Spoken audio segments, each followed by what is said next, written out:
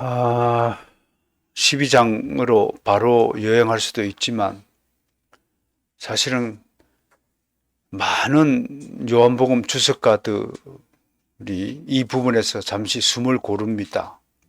왜냐하면 시기적으로 이제 십자가에 돌아가시기가 이제 일주일도 채 안 남은 시기예요. 이 시기를 우리가 라스트 미션, 예수님의 마지막 일주일 사역이다 하여서 많은 설교가들이, 많은 복음의 증거자들이 이 부분에 대해서 생각하고 논의하고 연구하고 기도하고 또 강해한 바가 있습니다. 여러분, 중요한 일을 앞두고 항상 너나 할 것 없이 어떤 준비를 하게 됩니까? 막바로 추운 강물에 바로 뛰어드는 사람이 없을 것입니다. 깊은 바다에 뛰어들기 위해서는 잠수할 준비를 갖춰야 합니다. 예수님도 이제 마지막 십자가 사역을 준비하는 그 일주일 목전에 두고 계시다면 아마 마음이 그렇게 가볍거나 들뜨거나 또 까불까불대거나 그런 상태는 아닐 것이라고 보여집니다. 우리도 그렇죠. 중요한 일을 앞두고는 좀 사람이 아무리 좀 놀기 좋아하고 까불까불댄다 할지라도 그때만은 좀 신중해지고 그럴 거라고 생각합니다. 사람이 가장 겸손해지고 가장 신중해질 때가 언제라고 생각합니까? 그건 죽음을 앞둔 시점이라고 말합니다. 어떤 사람이 갑자기 어제와 완전히 다른 모습을 보이면 죽을 때가 됐구나. 그럴 수도 있다는 것이죠. 예수님의 이 위치, 이 시기를 좀 잘 감안하시고 말씀을 좀 들어주시면 좋겠습니다. 13장부터 요한복음 13장부터 17장까지는 이제 바로 하루 전의 일을 그렇게 길게 기록하고 있고 요한복음 12장은 한 4일, 5일, 6일 요 사이에 일어난 일들을 한 장에다가 이렇게 담아 둔단 말이에요. 그러니까 죽기 바로 전날 밤에 예수님이 하신 말씀들이 다른 복음서의 사람들은 그때 그 자리에 없었으므로 알지 못했던 일들을 사도 요한이 쭉 우리에게 기록하고 있는 것이라는 점도 염두하면서 우리가 12장을 이제 마지막 사역에 들어가기 전에 어떤 일들이 또 일어나고 있는가를 한번 살펴보는 겁니다. 그런데 오늘은 쉼표입니다. 쉼표 시간. 잠시 십자가 사역으로 확 돌진해 가는 것을 잠시 멈추고 이제 주변 환경을 한번 둘러보는 그런 시간이 되겠습니다. 요한복음 11장 마지막 부분 특히 53절에서 57절은 요한복음서의 주요 분기점이라고 말합니다. 이제 왜 분기점이라고 하는지 좀 이해하겠죠? 쉼표의 시간이다 그런 뜻입니다. 전환점의 순간이다 그렇게 이해하면 되겠습니다. 왜냐하면 여기서부터 주님은 지도자들의 공식적인 회의를 통해 체포 명령과 처형을 결정받았기 때문입니다. 공식 회의에서 예수님의 처형이 결정되었다는 겁니다. 이건 굉장히 무서운 겁니다. 이건 판사가 선고를 한 것입니다.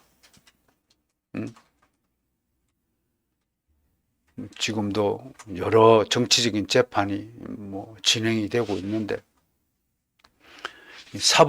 사법부가 중심을 잃고 공정성을 잃어버리고 어떤 특정 정파를 위해서 계속 판결을 내린다면 그 국가와 민족의 미래는 참 불행할 것입니다.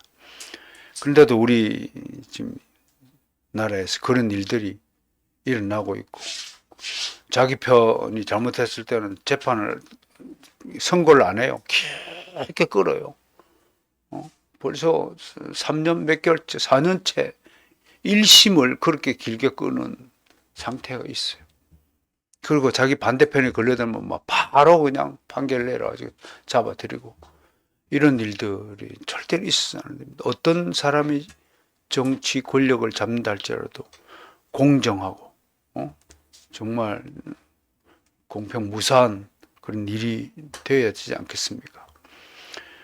예수님의 이 처형을 결정했던 이런 재판관들, 또 정치 지도자들의 횡포가 얼마나 악한 것인지 우리는 이런 결정을 통해서 분명히 인식해야 할 것입니다. 하나님의 구속사적인 측면에서 보면 하나님은 이들로 하여금 예수를 체포하여 처형할 것을 결정토록 하시어 기어이 예수님을 십자가상에 매달려 죽게 하므로 거대한 구속사의 대미를 장식하려고 작정하신 것입니다. 겉으로 보면 이들이 결정한 건데 구속사적인 측면, 하나님의 섭리라는 작정하심, 예정하심이라는 차원에서 보면 이것은 다 하나님의 계획으로부터 나온 일이었다라는 것입니다. 그러니까 이런 일들을 또 한 번 제가 역설하지만 믿음이 주어지지 않는 사람에게는 도저히 이해가 안 되는 부분입니다. 여러분, 왜 이렇게 서사의 위기, 한병철 같은 이라든지 유명한 세상의 철학자들이 절비하지만 이들이 예수를 못 믿는 단 하나의 이유가 있습니다. 그들은 하나님이 주신 믿음의 은혜의 선물을 받지 못했기 때문에 그렇습니다. 내가 장례식장 가가지고 간단하게 얘기했어요. 그 집안에 걸출하신 분들도 있습니다.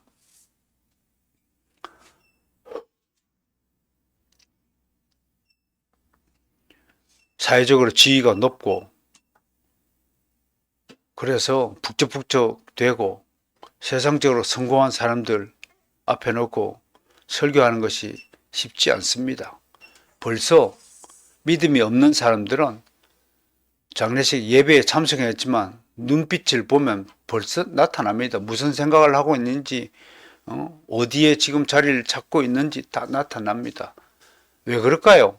내가 그분들에게 두세 개 얘기했습니다. 여러분들이 진짜 불행한 이유가 뭔 줄 아십니까? 여러분들은 한 세계에 속해 있고 한 세계만 생각하고 이 세계에서의 성공, 이 세계에서의 잘 먹고 잘 사는 일에 완전히 몰입되어 있기 때문에 불행한 겁니다. 빛이 있으면 어둠이 있습니다. 하늘이 있으면 땅이 있습니다. 생명이 있으면 사망이 있습니다. 남자가 있으면 여자가 있습니다. 이 세계만 있는 것이 아니라 저 세계가 있습니다. 죽은 뒤에도 두 세계가 있습니다. 지옥이 있고 천국이 있습니다. 근데 여러분들이 지금 몸담고 있는 이 세계만 생각하는 사람들입니다. 여러분들이 코에 붙어 있는 그 숨이 붙어 있으니까 살아있는 줄도 모르고 그냥 숨을 쉬고 있는 것입니다. 이유도 모르고. 그래서 여러분들은 어디로 왔어? 어디로부터 내가 왔는지, 내가 지금 어디에 서 있는지, 내가 앞으로 어디로 갈 것인지는 도무지 관심이 없고 그저 태어났으니 살고 있을 뿐입니다. 그렇다면 여러분들은 왜 인간이라고 불러야 됩니까? 수많은 동물들이 태어나서 살고 있습니다. 그들도 똑같이 숨을 쉽니다. 그들도 똑같이 먹고 자고 싸고 우리는 똑같은 생존의 방식을 택하여 존재하고 있습니다. 근데 왜 그들과 인간이 다를까요? 만약 이 세계만 존재한다면 하나님께서 굳이 이 땅에 인간이라는 동물을 지을 하등의 이유가 없었을 것입니다. 천국과 지옥이 없다면 뭐하러 하나님이 인간에게 도덕을 주고 양심을 주고 윤리를 주고 목적을 주고 의미를 주고 가치를 주고 사상을 주고 생각하는 존재로 만들었을까요?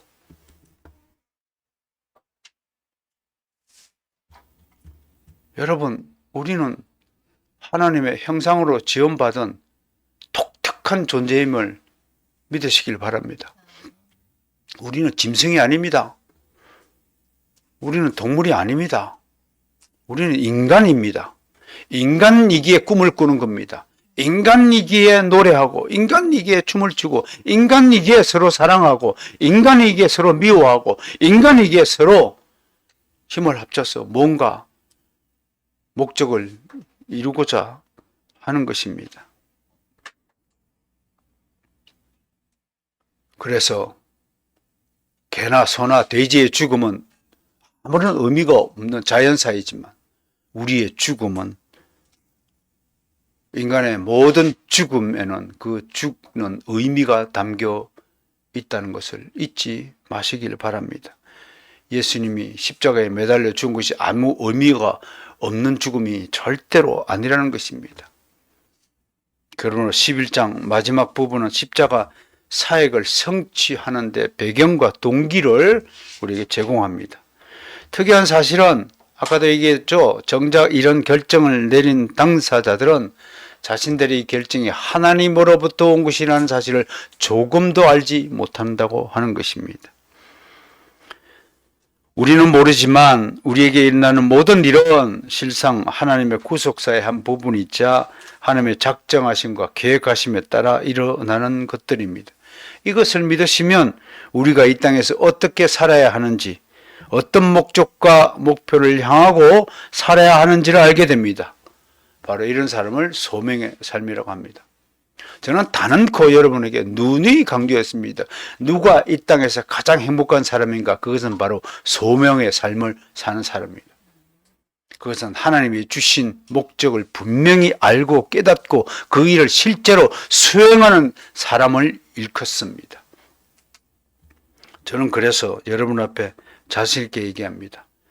최단 목사의 삶은 가장 행복한 삶이다 라고 증언할 수 있습니다.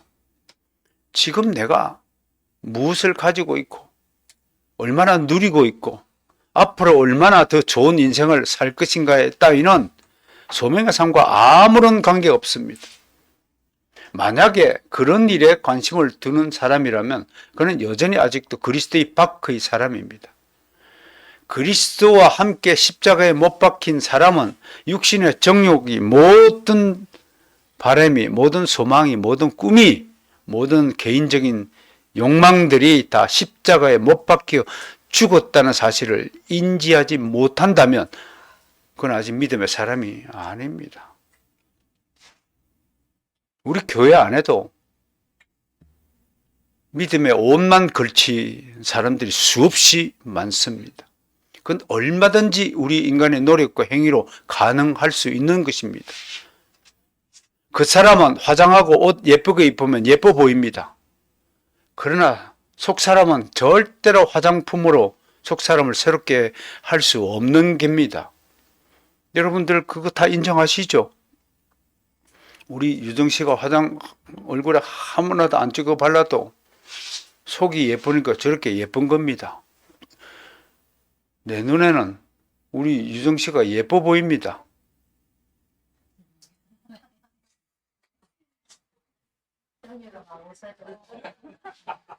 소녀는 화장품 하나도 안 찍어 발라도 저렇게 예쁩니다. 여러분, 믿음은 그런 것입니다. 믿음은 아무런 치장하지 않아도 하나님이 주신 보물이기 때문에 그 믿음이 내 속에 들어와 있을 때 그 사람의 가치가 빛나는 것입니다. 그 사람 눈빛이 달라지는 것입니다. 그 사람이 바라보는 곳이 달라지는 것입니다. 그 사람의 가치가 다른 것입니다. 그 무엇과도 바꿀 수 없는 가장 귀하고 고귀한 보물이 되는 것입니다. 자, 이제 오늘 다루고자 한 이 부분은 예수님의 공생의 마지막 주간의 사역을 여는 도입 부분에 해당합니다. 이렇게 하나님의 구속사의 전개는 항상 사건의 배경과 동기와 사건의 발생 과정 및 그 결말로 구성되어 있습니다. 오늘 소개하는 11장 54절 57절은 12장 이야기 배경과 동기를 부여합니다. 즉 12장 1절에서 예수님은 잠시 몸을 친구 나사로가 살고 있는 베다니로 비신하는데 그 이유가 무엇입니까? 그 동기가 무엇이에요? 바로 11장 오늘 53, 57절이 그 동기를 제공합니다. 공식적으로 체포 명령을 내렸기 때문에 잠시 몸을 피하는 것입니다. 그리고 잠시 몸을 피하고 쉬시면서 자신의 십자가 사역을 준비하는 것입니다. 그 준비가 다음 주에 소개될 바로 장례식 예수님의 향유를 붓는 사건으로 상징화되고 있는 것입니다. 예수님의 죽음은 시체 썩는 냄새가 아니라 향유 같은 더없이 귀한 향기로운 죽음이었다는 사실을 우리에게 가르치기 위해서 하나님은 바로 12장에서 마리아의 향유 사건을 우리에게 소개하고 있다는 것입니다. 이제 그 사건 이전에 예수님이 베다니에서 쉬고 있는 것입니다. 예수님은 예루살렘에서 약 15마일, 한 24km, 심리가 몇 킬로죠? 그러면 462, 24죠. 60리길. 그래야 감이 좀 잡혀요, 우리는. 몇 킬로 그러면 도대체 거리가 감각이 별로 없어요. 우리는 어렸을 때 보통 매일 10리길을 걸어서 학교를 갔으니까요. 매일 10리길을 걸었어요. 근데 그 10리길 걷는 그 장면이 머릿속에서 떠나질 않아요. 한 폭의 영화의 장면처럼 그게 그려지고 있어요. 가다가 웅덩이에 빠지고 홍경이가 자전거를 가다가 꼬랑지에 빠져가지고 아침부터 그렇게 하는 것 같아서 여학생들하고 가면 또 너한테 놀리고 또 치마를 던졌다가 막 야이 미시마야 하고 돌멩이를 던지고 그 아침 등교 시간 그 1시간의 그 풍경이 영화의 한 장면처럼 사라지지 않고 있어요.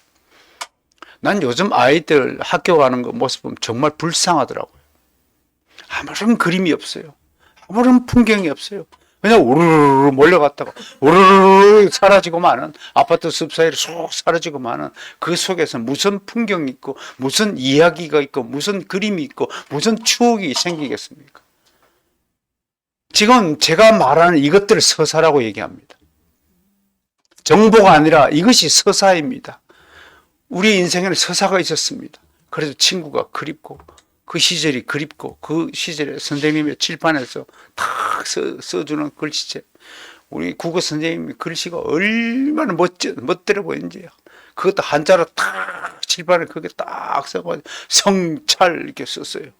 그 성찰이라는 단어가 지금도 내 내리속에 확 박혀 있어요. 물론 공부에 관심이 없는 홍경이나 철경이한테는 그게 없을 겁니다. 사람마다 관심도가 달라서 그러겠죠. 이 배경, 이 스토리, 이 서사, 이것을 오늘 이 본문에서 여러분 보셔야 됩니다. 베다니에서 그냥 쉬었더라. 그러면 아무런 문화적인 마인드가 없는 사람입니다.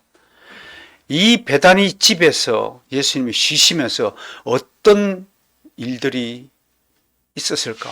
한번 상상해 얼마나 좋은 성경 여행이 되시겠습니까? 여러분 어떻게 생각합니까? 저는 첫째, 이 베다니 집에서도 예수님이 기도했을 것이라고 봅니다. 기도 없는 예수님의 사역은 상상할 수 없습니다. 그러나 중요한 시점 앞두고 반드시 기도하였습니다.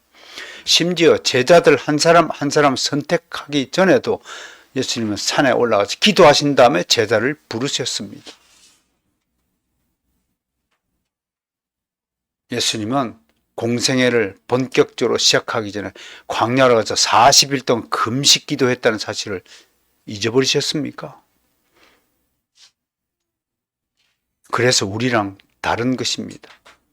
우리는 새로운 일을 시작하는 것을 두려워하지 않습니다. 그냥 무작정 아무런 준비 없이 하고 싶은 대로 새로운 일을 추진합니다. 저렇게 새롭게 울음소리를 터뜨리고요.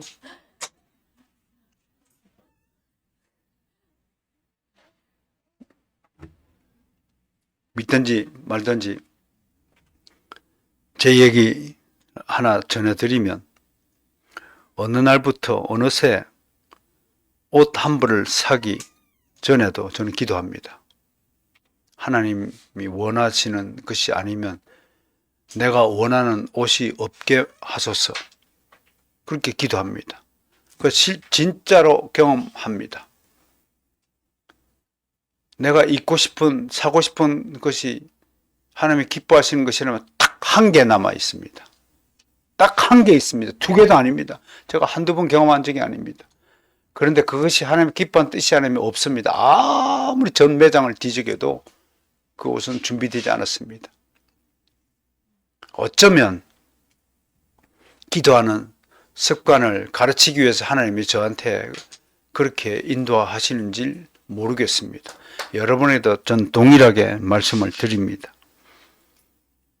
여러분들이 무엇을 하든 자리에 앉았다가 일어설 때도 기도한 다음에 일어서는 그 거룩한 습관이 몸에 익는다면 나는 여러분들에게 더 이상 신앙을 강요하지 않겠습니다.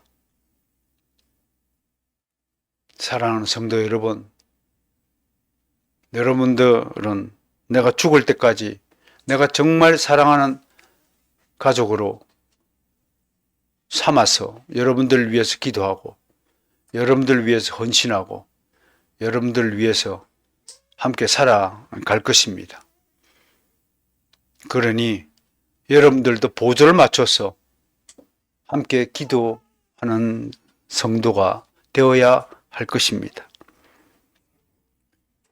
예수님은 15마일 60리 떨어진 나사로의 집으로 가셨습니다. 그곳에서 하루 이틀 예수님은 자신의 때에 마지막 십자가 사역을 행하실 때를 기다리셨습니다. 여기서 기도하며 기다린다는 사실을 유념하셔야 됩니다. 우리 한준이가 수능 4일 남았어요. 나는 우리 한준이가 이 4일 동안에 일생에서 최고의 기도를 하며 수능을 기다리는 사람이 되기를 간구합니다. 진짜 기도가 무엇인가를 이 준비하는 바로 이때에 경험해 본다면 얼마나 소중한 경험이 될까를 상상해 봅니다. 혹여 여러분 가운데 중요한 일 앞둔 사람이 있다면 동일하게 요청합니다. 일생일대 최고의 기도의 경험을 해보십시오. 최고의 깊이까지 내려가서 하나님을 만나보는 경험을 쌓아보시기를 요청합니다. 어떻든 이후 요한복음 12장은 예수님의 공생의 마지막 사역, 공생에 있어서 네 번째이자 마지막 유월절 전에 약 4, 5일간의 사역, 지금으로 치면 종료주일의 사역을 12장에서 다룹니다. 근데 오늘 그 12장을 다루기 전에 저는 설교 제목대로 새 주인공을 소개합니다. 예수님을 저행하도록 만든 새 주인공이 있다. 이 이야기에서 11장에 등장하는 이야기의 주 등장인물들을 새 주인공이라는 제목을 붙여서 여러분에게 소개합니다. 그 사람들이 누구냐면 첫 번째 주인공들은 백성들입니다. 그냥 보통 사람들입니다. 두 번째는 유대사회의 지도자들입니다. 세 번째는 주인공이신 예수님이십니다. 먼저 보통 사람들, 즉 우리가 어떤 사람인가를 한번 다루어 보겠습니다. 일반적이고 보편적인 얘기 같지만 당시 예수님이 살았던 시대의 이 일반 백성들과 지금 오늘의 시대를 살아가는 우리가 결코 다를 바가 없다는 것을 알게 될 것입니다. 보통 사람들은 예나 지금이나 거의 비슷한 형태를 보이고 있습니다. 그들은 방관자요, 구경꾼입니다. 동시에 그들은 유불리를 속으로 계산하면서 언제든지 유리한 것을 택하고 호시탐탐 노리는 사람들입니다. 지금도 교회 안에 이런 사람들 부지 있습니다. 이게 나하고 무슨 관계가 있지? 맞서서 텐 미션이 정말 나하고 관계가 있어?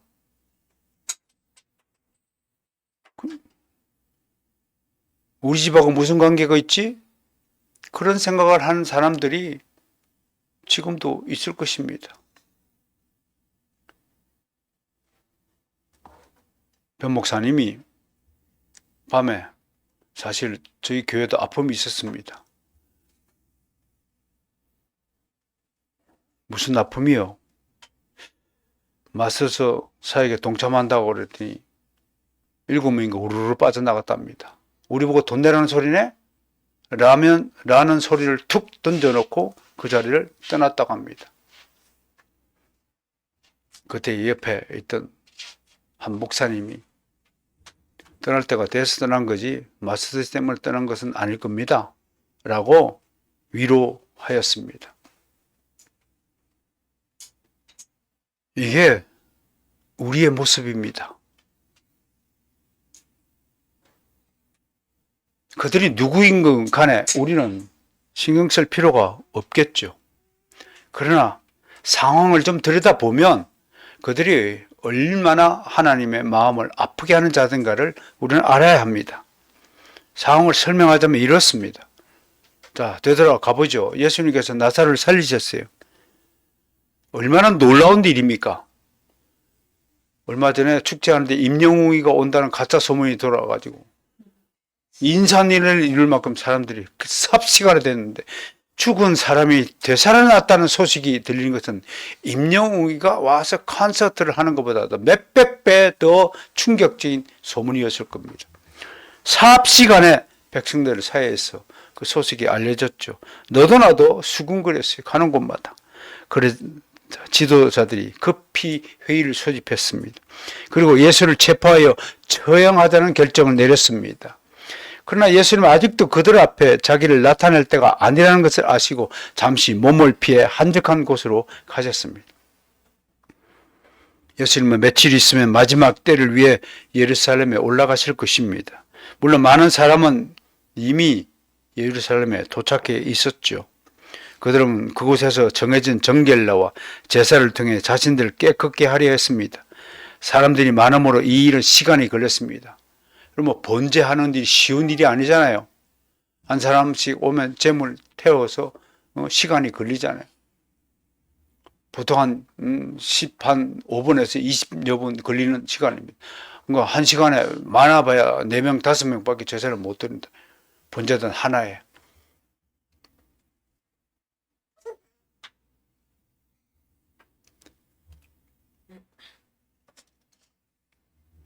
하루 이틀에 끝낼 수 있는 일이 아니었다는 것입니다. 그래서 기다리는 동안 백성들은 당시 주요한 이슈들에 대해 서로 이야기를 나누고 토론했습니다. 너희 생각은 어떠하냐? 그가 명절에 오지 아니하겠느냐? 라는 이 말은 이미 체포 명령이 떨어졌기 때문에 아마 이번 명절에는 오기 힘들지 않을까 하는 의미가 담겨 있습니다. 57절을 보면 당시에 살벌한 분위기가 감지됩니다.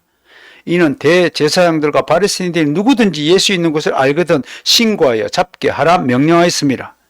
여기서도 우리는 일반 백성들 군중의 심리를 파악합니다. 여기서 잘 들으셔야 돼요.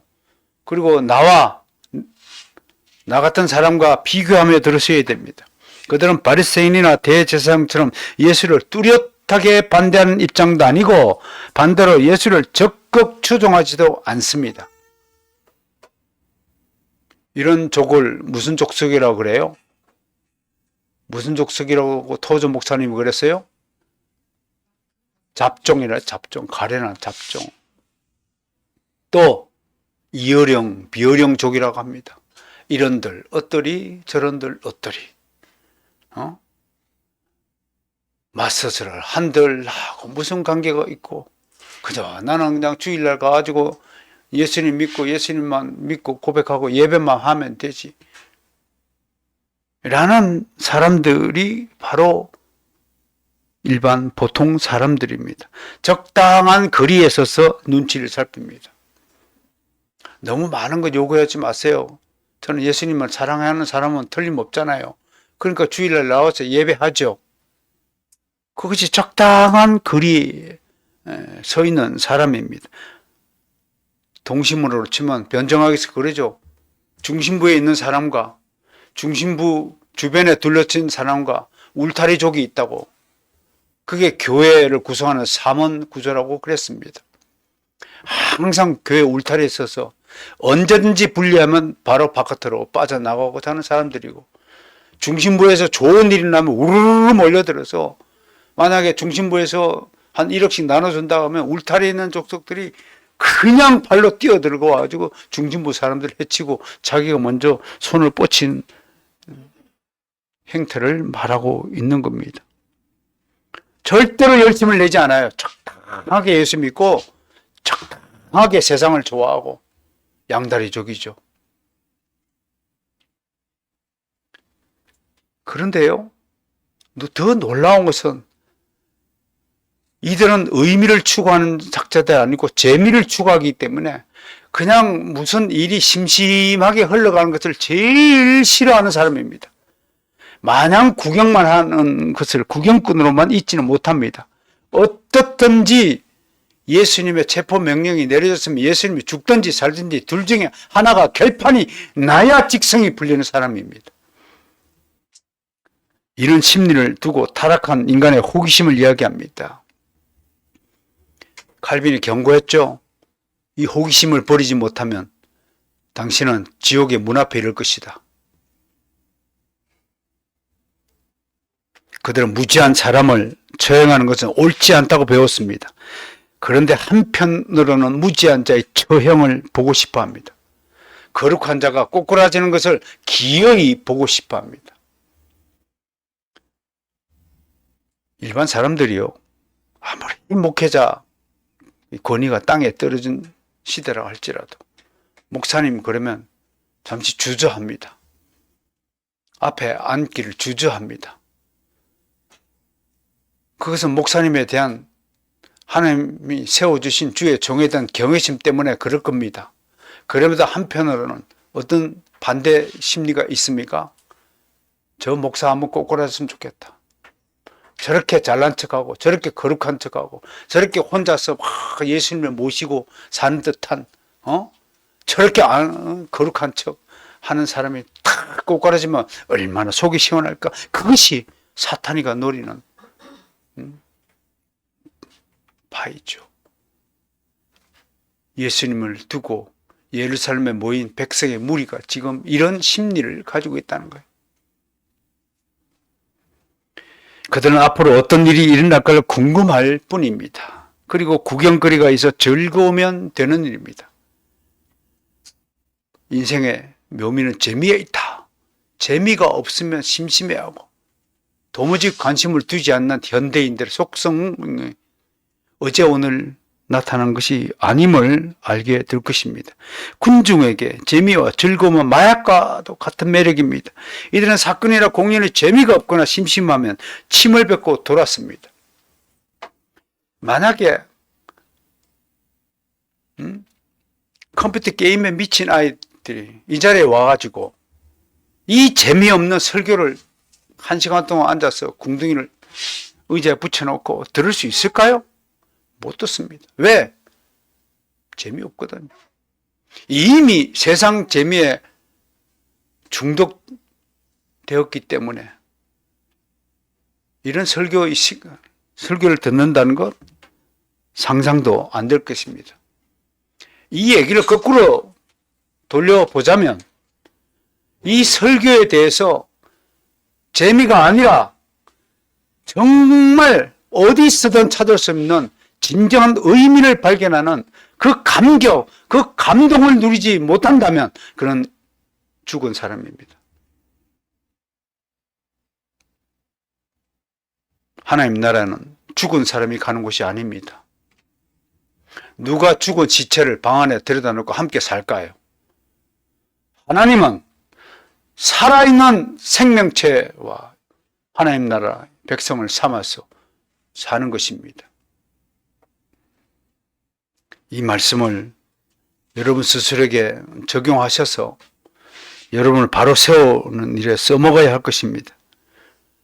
당신의 인생을 재미로 살고 있는 것인지, 재미없다고 여기는 일들은 무엇인지 한번 살펴봐야 할 것입니다. 물론 개중엔 예수님에 대해서 불쌍한 마음이 들어서 동정심을 가지는 사람도 있을 것입니다. 예수를 믿든 믿지 않던, 목사를 좋아하든 좋아하지 않던 목사님을 염려할 수 있을 것입니다. 제 주변에도 그렇습니다. 저희 중마고우는 예수를 믿지 않더라도 제가 건강이 나빠지고 아프다고 하면 걱정합니다. 그러나 그 이상 그 이하도 아닙니다. 동정심입니다. 이런 사람들은 예수를 대신하여 목숨을 내놓지 않습니다. 그는 절대로 나 대신에 죽을 사람이 아닙니다. 우리는 입으로 중마고우고 속된 말로 여성 여러분 앞에는 죄송합니다만 그 중마고우를 무슨 알 친구라고 그렇게 부릅니다. 왜 다 아시는가 보시오. 웃는 거 보니까. 그 친구라고 해도 그 친구가 내 대신해서 목숨을 내놓지 않을 겁니다. 나 또한 그 친구를 대신하여 위하여 목숨을 내놓을 생각은 없습니다. 왜? 난 바로선 가족을 위해서 목숨을 내놓아야 하기 때문에 우선적으로 내 목숨이 두 개라면 그리 할 수도 있겠지만 이것이 보통 사람들의 특징입니다. 그들은 단지 구경하며 사태를 즐길 뿐입니다. 몽고메리 보이스 목사는 오늘날도 이 같은 백성은 도처에서 발견된다고 장담합니다. 미국 교회를 해서 그는 뼈있는 경고를 했습니다. 오늘 미국 전역에 걸쳐서 수많은 사람이 교회에 출석하는 일이나 예배의 상세한 순서에 대해서 각별함을 기울임에도 불구하고 마음속으로는 예수님과 한편이 되기를 싫어하고 사실상 예수님을 배척한다는 말씀입니다. 그들은 세례를 받았을 것입니다. 또 주의 성찬에 신실하게 참여할 수 있을 것입니다. 그러나 그들은 예수님을 찾으러 나오지 않았습니다. 우리는 그들이 어째서 일어나 예수님을 옹호하기를 싫어하고 예수님과 함께 있지 아니하고 예루살렘에 그냥 남아 있었던 일을 이해할 수도 있습니다. 그러나 너도 저 사람들 중 하나이냐라는 질문을 받는다면 그것은 두려운 일입니다. 그래서 저는 여러분이 어디에 속해 있는지 묻고 싶습니다. 예수님과 함께 있습니까? 예수님이 처형당하는 그 순간에도 구경꾼으로 남아 있습니다. 난 오늘 내가 사랑하는 바르선 교회의 가족 여러분이지만 여러분들에게 준엄하게 묻습니다. 여러분들은 어디에 속해 있습니까? 여전히 여러분 자신을 사랑하고 내 살 길부터 챙기고 예수님 걱정하는 것이 아니라 예수님 덕분으로 좀 덕 좀 보고 살아가면 좋겠다라고 생각하기 위해서 이 자리에 와 있다면 큰 착각입니다. 두 번째 주인공은 여러 사건 속에서 모습을 가끔 드러내는 지도자들입니다. 그 사람들은 주로 대제사장들과 바리새인들이었습니다. 그들은 어느 누구라도 예수님이 계신 곳을 알거든 잡게 하라고 명령했습니다. 이 사람들은 오직 예수님으로 인하여 자신들이 지금까지 누리던 기득권이 침해받을까 염려하는 사람들입니다. 그런데 예수님이 죽은 나사로를 다시 살렸다는 소식을 듣자 그들은 굉장한 충격을 받았습니다. 그들 사이에 갑자기 팽팽한 긴장감이 흘렀습니다. 그들은 머리를 맞대고 논의를 한 것 때 예수님을 잡아 죽이기로 결정했습니다. 무슨 심보입니까? 이렇게 위대한 일을 하신 분이 나타났다면 이야 드디어 하나님 나라가 왔다. 드디어 메시아가 나타났다. 우리 그를 우리의 영원한 왕으로 옹립하자라고 마음을 먹는 것이 아니라 야 그놈 때문에 우리가 못 살게 됐다. 없애버리자. 여러분 이럴 수 있습니까? 라고 생각할지 모르지만 바로 그 생각이 그 의도가 우리에게는 남아있지 않다고 보장할 수 있느냐를 오늘 우리에게 묻는 것입니다. 사촌이 논을 사면 배가 아프면 점잖은 사람입니다. 사촌이 논을 사지 못하도록 가로막습니다. 만약에 논을 사면 죽입니다. 나보다 잘 되는 것을 꼴을 못 보니까요. 우리 스스로에게 물어야 됩니다. 목사들에게도 영적 시기심이라는 게 있다고 합니다. 어떤 담임 목사가 부목사를 데리고 왔는데 그 친구가 설교를 너무 잘하는 거예요. 일단 성도들은 신학적인 깊이 실력은 둘째치고 말만 잘해도 혹합니다. 말 잘하는 설교꾼들에게 홀려가지고 신앙생활하는 형식적인 그리스도인들이 우리 주변에 널렸습니다. 그들의 입에는 우리라고는 찾아볼 수 없고 우리 목사님 진짜 기가 막혀요. 우리 목사님 진짜 설교 잘해요. 그러니까 우리 교회로 오세요 그래요. 내가 네 목사 설교 잘하는 걸 보고 내가 왜 네 교회에 가야 되냐고 난 묻습니다. 설교 잘하면 좋죠. 근데 잘하는 것보다도 설교를 바르게 하는 것이 더 중요한 것이 아닌가요? 여러분들은 병원에 가서 잘생긴 의사면 아이고 좋다 그러고 여러분 수술을 맡깁니까? 의사가 잘생기고 못생기고 왜 필요합니까? 수술을 잘하느냐 못하느냐 진짜 실력이 있느냐 없느냐가 중요한데도 차 엔진이 고장났어요. 그런데 사기꾼이 그 모습을 깨끗하게 하고 팔았어요. 심리를 못 가다가 차가 퍼졌어요. 엔진이 고장나가지고. 그런 바보 같은 결정을 하고 있지는 않은지 생각해 봐야 합니다. 이들의 이 못난 적대감, 못난 시기 질투 이런 것들이 지도자들이 있었다고 하는 겁니다. 그런데 이러한 마음은 나사로를 살렸다고 해서 생긴 것이 아니라는 것을 성경이 증언하는 것입니다. 그 다음 보세요. 이들은 예수님이 예루살렘에서 공생의 사역을 시작하자마자 처음부터 마음속에 예수님에 대한 적대감을 공공연하게 표출하는 불이었습니다. 인기가 있다, 실력이 있다라고 딱 나타나면 바로 찔러댑니다.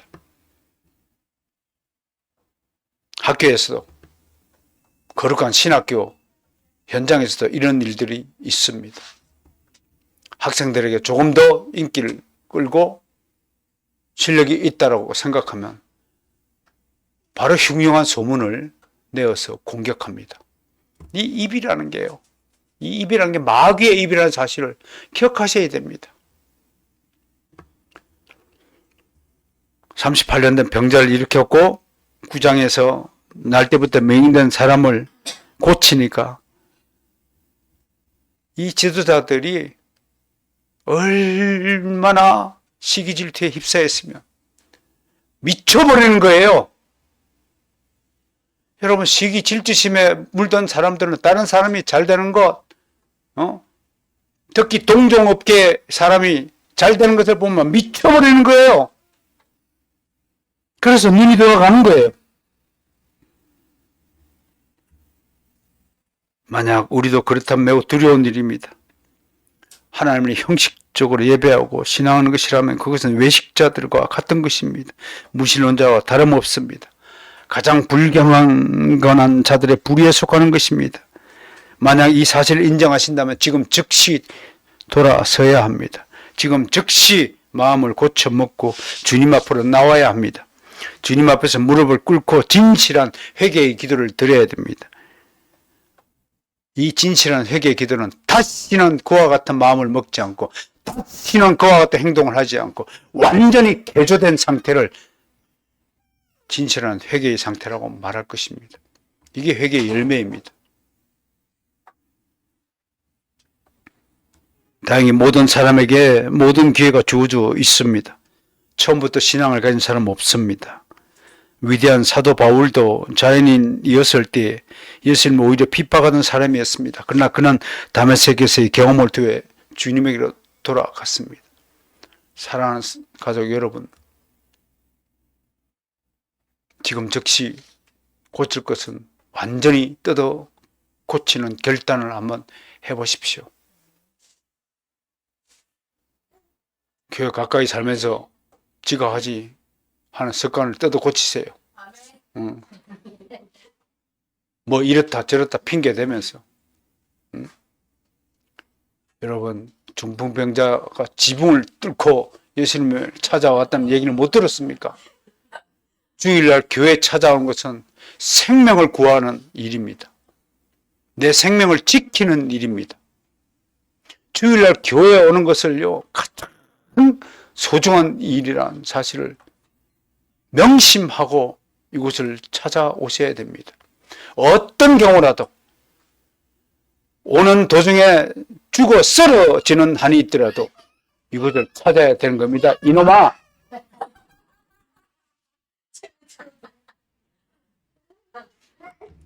이제 예수 그리스도입니다. 우리의 진짜 주인공이죠. 그런데 예수님은 중심에서 비껴서 있습니다. 앞으로 나서지 않습니다. 11절 54절 보면 예수님은 사람들에게 잘 알려진 곳이 아닌 시골로 향합니다. 여기서 54절에 그러므로라는 접속사로 시작되고 있음을 유의해야 됩니다. 이 말은 어떤 의미입니까? 바로 앞에 기록된 산헤드린 공의의 결정을 아셨다는 것입니다. 그러므로 예수님은 중심부에서 잠시 비켜선 것입니다.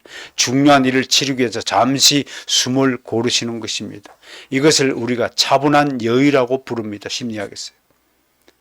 여러분, 어떤 일을 행하기 전에 한전이 또 마찬가지로 중요한 일을 목전에 두었을 때 차분한 여유를 가져야 됩니다. 어떤 새로운 일을 시작하기 전에 이 차분한 여유가 필요합니다. 이것을 예수님이 오늘 우리에게 가르치고 있는 것입니다. 서두르지 마세요. 다 모든 것은 하나님의 때가 있습니다. 아무리 힘든 시기를 지났다 할지라도 따라서 합시다. 이 또한 지나가리라. 네, 하나님의 은혜 방식이 그것입니다. 요한복음 2장 24절 25절 함께 있습니다. 예수는 그의 몸을 그들에게 의탁하지 아니하셨으니 이는 친히 모든 사람을 아시며 또 사람에 대하여 누구의 증언도 받으실 필요가 없었으니 이는 그가 친히 사람의 속에 있는 것을 아셨습니다. 이보다 예수님의 신성을 입증하는 구조는 없을 것입니다. 예수님은 하나님이십니다. 그래서 앞에 나서지 않는 것입니다. 조용히 침묵하며 때를 기다리는 것입니다. 차분한 여유를 발휘하고 계시는 겁니다. 오늘 새 주인공 이야기를 통해서 우리는 오늘을 살아가는 우리의 모습을 투영할 수 있습니다. 우리는 이 새 주인공 중에 어느 종류에 속합니까? 우리 각자는 이 새 주인공 중에 반드시 어느 한편에 속하기 마련입니다. 만약에 여러분이 그것은 내게 따질 문제가 아니요, 내게 그리스도를 위하든 거스리든 상관할 바가 아니라고 한다 칩시다. 그렇게 말한다면 예수님께 동정심을 가지고 있다 해도 예수님을 따르기 위해 조금의 대가를 지불하지 않는 보통 사람들에 속하는 사람일 것입니다. 정말 놀라운 사실은 그들 중 일부는 예수님이 나귀를 타고 예루살렘에 입성할 때 함께 호산나 찬송하리로다. 주의 이름으로 오시는 이 곧 이스라엘 왕이시여 라고 소리쳤던 사람들도 그 속에 포함되어 있다고 하는 것입니다. 그러나 이 사람들이 하나님의 구속사에 포함되었다고 성경은 증언하지 않습니다. 그저 이 사람들은 역사의 희생물입니다. 더 나아가서 그들은 자기 죄와 이기심의 희생자들입니다. 그들은 예수님 편에 서는 것은 너무 큰 대가를 지불하는 것이며 그런 인생에는 참된 복락이 주어지지 않는다는 생각이 본능이 깊이 박혀 있어서 영원히 구경꾼으로 남아 있는 것입니다. 영원히 문 열고 들어오지 못하고 울타리에 서서 안쪽을 고개를 삐쭉 내밀어서 쳐다보는 방관자 불과하다는 것입니다. 우리가 예수님을 진정으로 따르는 사람이라면 어떤 대가를 지불해야 됩니까? 첫째, 예수님을 따르면 포기해야 할 것들이 있습니다. 예수님이 우리들어 나를 따르라고 명령하실 땐 우리가 가진 것들을 대부분 포기해야 합니다. 12 제자들은 하나같이 부름을 받았을 때 모든 것을 포기하였습니다. 그리고 예수님만 바라보며 살았습니다. 갈릴리에서, 사마리아 지역에서, 유대 지역에서, 예루살렘에서, 에브라임에서, 베다니에서 제자들은 예수님과 함께 있었습니다. 그러나 예루살렘의 사람들은 예수님을 위해 아무것도 포기하지 않았습니다. 아무것도 예수님께 드리지 않았습니다. 그들은 자기 죄에 빠져서 예수님이 지금 어디에 있는지도 알지 못했습니다. 그래서 올까? 예루살렘 성전에 이번 명절 올까? 그가 어디에 있지?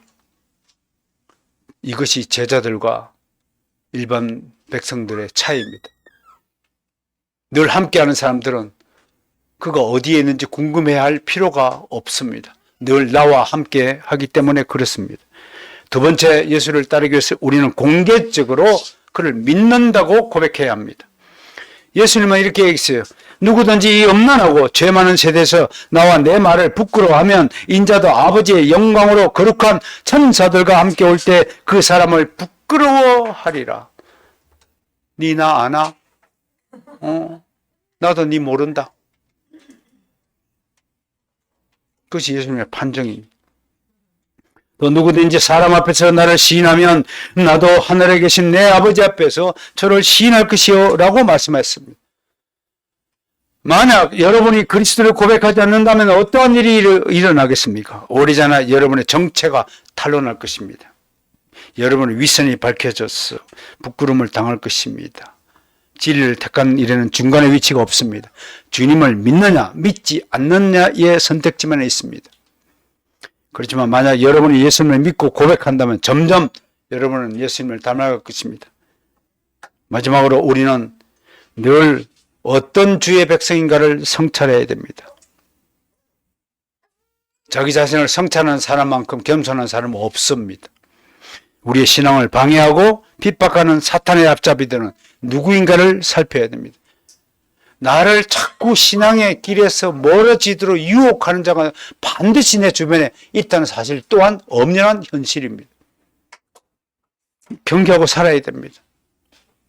이 모든 상황 속에서 우리가 절대로 잃어버리지 말아야 할 것이 있다면, 우리에게 유일한 재산 하나가 있다면 그건 예수 그리스도입니다.